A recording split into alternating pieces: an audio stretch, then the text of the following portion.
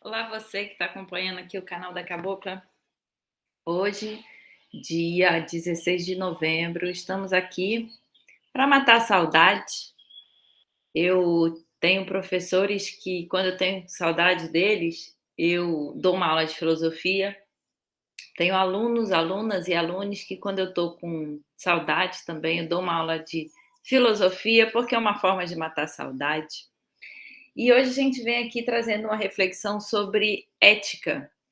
Ética é o costume, né? A palavra ética vem do grego ethos, quer dizer costumes, quer dizer também caráter, e hoje a gente toma mais no sentido de regras, normas que permitem uma boa convivência. A ética tem a pretensão de ser universal, ou seja, ser válida para todos os seres, humanos e não humanos, o que é o grande desafio, né? O Guimarães Rosa coloca essa questão, né? Se todo animal inspira ternura, o que houve com o homem? Hoje apareceu aqui um bem-te-vi e ele cantava alto, ele estava forte, ele era lindo, lindo. E a gente olha ser humano e fica pensando, olha, todo ser humano tem essa vocação para poder cantar tão forte quanto o bem-te-vi. O que falta ao ser humano para ele poder cantar igual o bem-te-vi?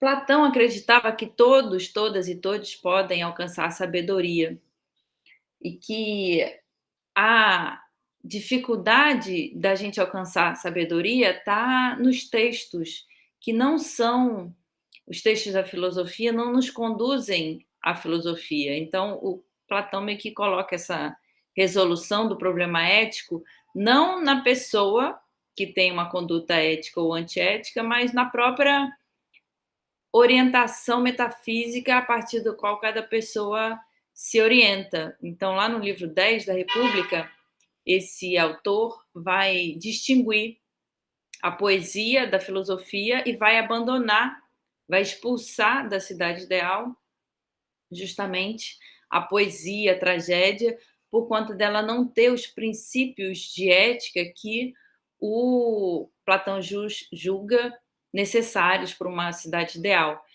E aí, quais vão ser esses princípios éticos que vão ser necessários para uma cidade ideal?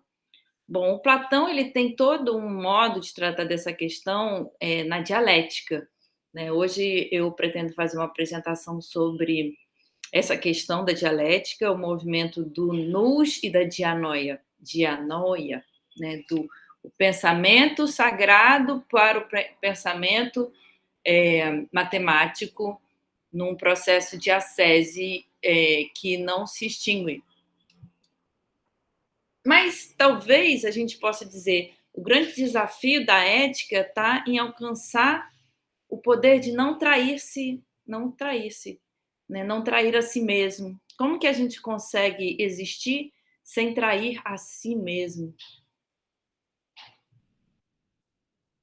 Tem uma letra de uma música que fala, né? Não, como eu posso não me trair? Eu perdoo-te por te trair a si mesmo.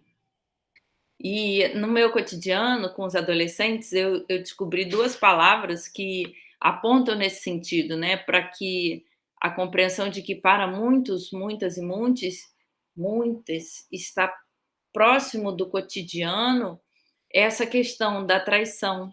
Eu ouvi uma palavra que é talarico. Talarico no cotidiano é uma palavra é uma gíria para dizer que é o homem que trai o amigo com a mulher do amigo, né? Ele trai, ele chaveca com a mulher do amigo. E aí esse é a palavra, né? Que pode ser homem ou mulher, o talarico, é quem trai o próprio amigo em virtude de uma questão erótica. E outra palavra que é parte do jargão dos adolescentes é o tal do PA, né? PA é a pessoa que não se sustenta, não sustenta o amor simbolicamente, e aí ele se resolve sem confrontar-se com a sociedade apenas se realizando escondido, né? Um amor escondido, um erotismo escondido.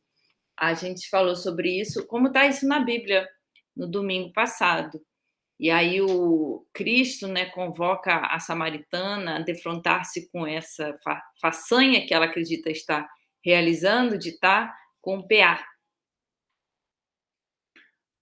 Além disso, a gente coloca o problema, né, de que nas instituições, não apenas brasileiras, a gente tem um problema de uma verdadeira pandemia de falta de ética, porque os patrões abusam das funcionárias, as funcionárias acham que saindo com os patrões vão resolver a vida, os funcionários acham que saindo com as patroas vão resolver a vida, e nesse carnaval o que acontece é que a própria instituição termina por se autodestruir num movimento, um ciclo de vício, né, que termina por destituir de ética a convivência que poderia ter ética. E aí a minha pergunta de hoje é: por que acontece isso?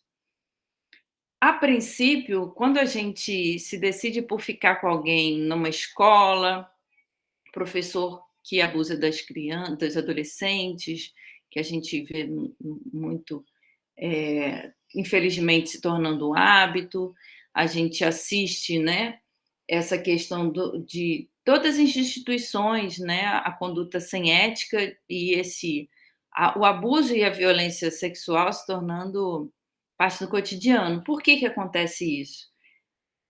Tem a perspectiva do abusador e tem a perspectiva do abusado. O abusado, em geral, é uma pessoa em situação de vulnerabilidade ou não, mas alguém em busca de outra pessoa para cuidar da gente, né? Um pai, uma mãe que possa se responsabilizar pela gente sem que a gente tenha que se responsabilizar pela gente mesmo. Ou seja,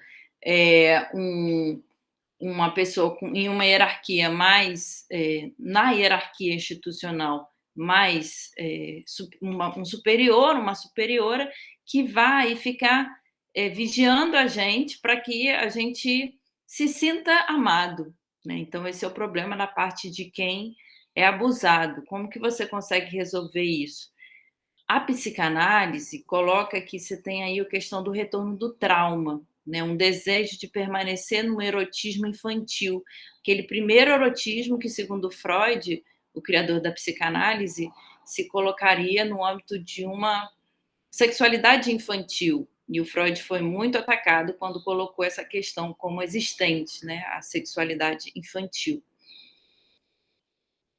A princípio, existem, então, duas formas de tratar, né, dessa questão da ética, do PA e do talarico. A falta de ética, melhor dizendo, como sendo pessoas em busca de outras pessoas para cuidar delas, já que elas não se sentem, não se colocam socialmente como capazes de cuidar de si mesmas. Si mesmos, si mesmas. O Platão coloca isso, né, de que todos poderiam alcançar uma sabedoria universal, digamos, que nos permitisse não vivenciar o erotismo como um mal, mas como um bem. Então, Platão, ele como que nos convoca a ser como os bem-te-vis, as bem-te-vis, né? A gente possa ser cantores, cantoras que bate no peito e fala: não, eu tenho orgulho por tudo, de tudo aquilo que eu fiz na minha existência, a minha história é ilibata e eu consigo ter orgulho dessa história. Eu nunca fiz nada de errado, nunca abusei de ninguém, nunca fiz mal a ninguém. Então, para o Platão, seria algo bastante acessível, uma ética universal, na medida em que a consciência nos convoca à sabedoria, que é não abusar de ninguém. Mas a gente sabe que não é isso que acontece no dia a dia. O que acontece no dia a dia é muito mais esse âmbito, né? Como no caso do PA e do talarico, um retorno do trauma, uma busca de um pai e uma mãe que se coloque aí como capaz de cuidar da gente nas situações mais vexaminosas, né? A gente vive um pouco em busca desse vexame, dessa fofoca. Segundo a psicanálise, a gente estaria, assim, sempre nesse ímpeto, nessa dificuldade de manejar o real, simbólico e imaginário. Aí é uma contribuição, na verdade, do Lacan, psicanalista francês, que coloca que o grande desafio é da gente conseguir manejar na nossa vida o real, o simbólico e o imaginário sem decair nessas pequenas traições a gente mesmo, né? Quando a gente se trai, a gente fica impossibilitado de ter orgulho da nossa história, porque a gente não conseguiu realizar isso que, segundo Platão, seria fácil, que é você não fazer nada de errado, nem para si, nem para o outro. Né? Quando você aceita um PA, você está fazendo mal para si e mal para o outro, porque você não reconhece a pessoa como digna de ser um, de ter um casamento, de ter uma união reconhecida simbolicamente, e você faz mal para si também, porque você não se permite a espera de alguém especial, alguém que seja capaz realmente de te aceitar e te reconhecer na sociedade. Então, assim, esse complexo, né, que a gente reconhece na psicanálise como complexo de Édipo, que está no âmbito do complexo de castração, que é o complexo que causa angústia, segundo a psicanálise, porque você não está no âmbito que para você mesmo seria do aceitável, você meio que escorrega como um peixe, né, sem conseguir reunir o real, simbólico e imaginário. Como que você, então, consegue superar o complexo de Édipo, consegue superar a angústia de castração, você consegue não se deixar se realizar eroticamente no âmbito dessa angústia eterna, né? Como que você supera isso? Tem um debate, né, na história da psicanálise que é quanto à primazia desses âmbitos, né? Para alguns psicanalistas, o simbólico teria primazia. Então, se você consegue fazer com que a pessoa assuma-se simbolicamente no âmbito de tanto um desejo sexual quanto o papel social que ela realiza, né? Se você consegue garantir esse papel social, por exemplo, eu sou professora de filosofia, aqui hoje estou falando com vocês, matando a saudade dessa proximidade que só a filosofia permite, né? Que é esse encontro com a verdade e esse conversar sobre isso que nos move. Então, assim, nesse momento, no ato de fala, eu estou me assumindo, me assumindo simbolicamente, a gente pode dizer. E esse seria o grande desafio para alguns psicanalistas, né? A condução da análise seria favorecer que a pessoa se assumir, que a pessoa possa se assumir simbolicamente, realizar um trabalho e aí depois buscar concatenar essa realização simbólica com o imaginário real, sem que a pessoa deslize para o âmbito da falta de ética, como é o caso do talarico e do PA. Então, o desafio seria a pessoa assumir o papel simbólico dela na sociedade e não fazer com que o uso desse simbólico se decaia, né, que se, como é que a gente deslize, é, que acabe deslizando para uma falta de ética, para uma questão de você usurpar o direito do outro de ser o outro, né, de você tomar o outro como um objeto a ser utilizado, a ser usado. E aí, para outros psicanalistas, o desafio seria muito mais na lida com o real. O real, para Lacan, seria o real do sexo. E aí o grande desafio, né? Você tem essa leitura na história da psicanálise, que ele seria o defrontar-se, o primeiro Lacan, que seria o Lacan que assume o simbólico como primazia do inconsciente, e o segundo Lacan, que seria o Lacan que aposta no real como grande desafio para se localizar o sujeito no âmbito da sua terapia, né, do âmbito da sua resolução, do seu manejo clínico. E aí, para esse segundo Lacan, o real seria o real do sexo. O problema é que segundo o próprio Lacan, o sexo não existe. O que quer dizer isso? Quer dizer que todos nós somos sujeitos mais ou menos capazes de se reconhecer como sujeitos, mas que justamente têm essa dificuldade aí de manejar o real, simbólico e imaginário, porque o sexo não existe. Então a gente está sempre no âmbito dessa lógica, que é uma lógica do fetiche, é uma lógica do poder apropriar-se do outro, né? E que o manejo clínico seria justamente uma condução para você se dar conta da impropriedade que é você se apropriar do outro sem o direito de fazê-lo, ou com direito também é ruim. O real do sexo não existe, nos leva a compreender que a gente precisa lidar com esse real no âmbito de uma subjetivação que é sempre um enigma, uma descoberta. Por fim, tem a questão do imaginário. O imaginário seria fundamental no âmbito do manejo clínico, porque ele é o que permite um enlace, né, do simbólico e do real. Nem o simbólico, nem o real existem autonomamente, né? A gente sempre está enquadrada num certo imaginário, que é o imaginário que nos permite ter corpo, né? O corpo como algo que advém do espelho. Então, a gente tem na leitura de Lacan, né, sobre o psiquismo, o nosso psiquismo, a psique, o imaginário como esse tripé que sempre acontece, né? A gente está sempre com o corpo, mas que esse corpo não é possível ser reconhecido como corpo, porque a gente está na linguagem, a gente está no logos, e na linguagem o que se dá é o significante. Nós somos, então, um significante para outro significante. Agora, nesse instante, quando eu falo com você, eu estou significando algo para você e você está significando algo para mim que seja o enigma de quem é você que me está ouvindo. E aí você tem, então, esse enlace do imaginário com o corpo espelho, que permite uma localização espaço-temporal, mas que não é o lugar de acontecimento da psique, porque o lugar de acontecimento da psique ou é o simbólico, que é o assumir-se com uma função social, um trabalho, ou o real, que é esse lugar de erotismo, que é o que causa, né, o objeto A, aquilo que causa desejo, que é o grande enigma de uma terapia, né? Por que que você vai à terapia? Porque você quer saber como que você pode se realizar. Você pode vir a ser aquilo que você é, no instante em que você busca saber-se quem é você.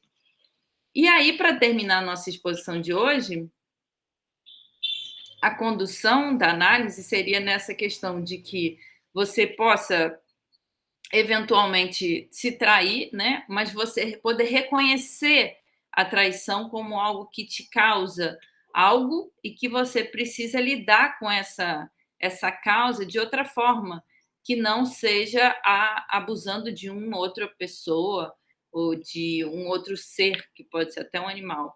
No caso dessa crise ecológica pela qual a humanidade está passando, seria o caso de se apropriar da natureza, né, sem que a natureza seja cuidada, mas simplesmente abusada, né? A gente abusa da própria natureza, que seria essa entidade de que precisamos para nos cuidar, precisamos respeitar para também sobrevivermos enquanto espécie. Não é isso que está sendo colocado pelos cientistas, pelos filósofos, pelos pensadores?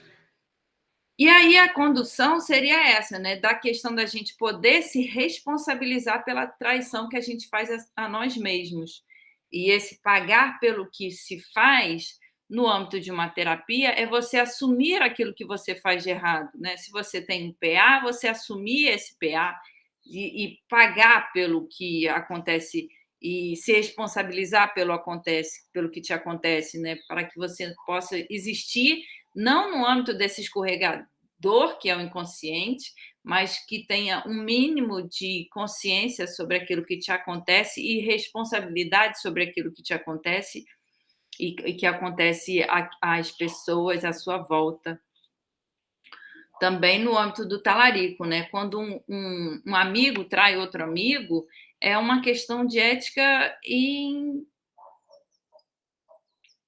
inadmissível, né, inadmissível que um amigo trai outro amigo e sem, muitas vezes ter consciência do mal que faz. É um dos 10 mandamentos, né, não cobiçai a mulher do próximo, e no entanto acontece muito. Por quê? É uma questão. Talvez quando um amigo trai a outro amigo, ele está nesse questão, né, de que ele está, fugindo do pai para ficar com a mãe, como dita aí o complexo de Édipo. Mas é isso, no âmbito da terapia, você vai ter essa reflexão sobre que é preciso você pagar pelo que você faz ou se responsabilizar pelo que você faz aquilo, ou pelo aquilo que te acontece, e que se você não faz, se você não paga, se você não se responsabiliza, você apenas adia, né? Aquilo que não é assumido simbolicamente, o real que não é assumido simbolicamente, ele é apenas adiado. Ele é como uma bomba relógio. Você vai fechar os olhos para aquilo que está te acontecendo no instante que está acontecendo, para depois ter que furar os próprios olhos, como acontece ao Édipo, na tragédia de Sófocles. Então, tá bom. Eu agradeço muito a paciência, a escuta, a participação, o desejo de ouvir, o desejo de estar próximo. Estamos juntos. Um beijo no coração e até a próxima. Saudade!